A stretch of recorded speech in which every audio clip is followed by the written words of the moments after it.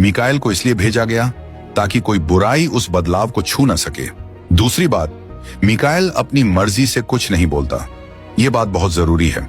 जब लूसीफर ने मूसा के शरीर को लेकर दावा किया तो मीकाएल ने उससे बहस नहीं की, ना ही अपनी ताकत दिखाई।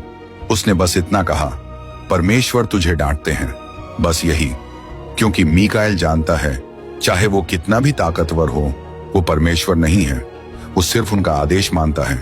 और इसी वजह से वो सबसे खतरनाक स्वर्गदूत है, क्योंकि वो इमोशन से नहीं, सीधे परमेश्वर की बात से चलता है। क्योंकि मीकाएल कभी अपने इमोशंस से काम नहीं करता, वो सिर्फ परमेश्वर के हुक्म से चलता है। उसे ना खरीदा जा सकता है, ना डराया जा सकता है, ना फंसाया जा सकता है। जब वो बोलता है तो इसीलिए क्योंकि परमेश्वर पहले ही बोल चुके होते हैं।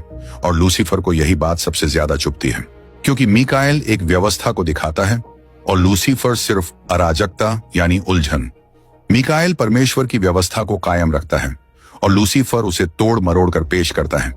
मीकाएल परमेश्वर की आवाज का इंतजार करता है और लूसीफर अपनी ही आवाज में बोलता है।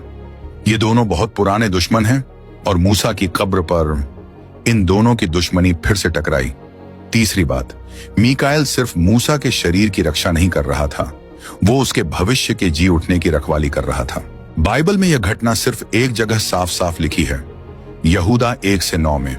परंतु स्वर्गदूत मीकाएल जब शैतान से मूसा के शरीर को लेकर झगड़ रहा था तो उसने कोई निंदा करने वाला आरोप नहीं लगाया, बल्कि बस इतना कहा, परमेश्वर तुझे डांटते हैं।